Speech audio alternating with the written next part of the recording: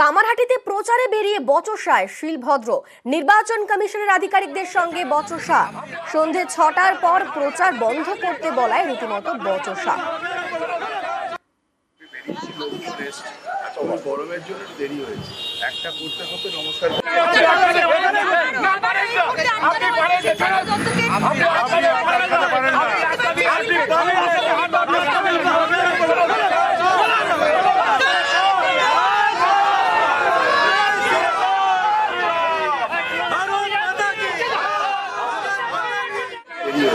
একটা করতে করতে নমস্কার করতে করতে বেরিয়ে চলে যায়। লিজেন্ড কমপ্লেন হচ্ছে তো স্যার আমাদের না করছেন সেরকম রাস্তার ধারে ছুটতে গেছেন সম্রাট চক্রবর্তী পানি আনতে ধরতেছেন অন্য লোকেরা চলে গেছেন। যারই হোক বলছি ও একই তো বাবা সরকারি স্টাফ। তারা কোনো কিছুই মানে না। আমাদের এখন দেখা নির্বাচন কমিশন এই দমদম লোকসভা কেন্দ্রের বিজেপি প্রার্থীর বিরুদ্ধে কি কি পদক্ষেপ গ্রহণ করে।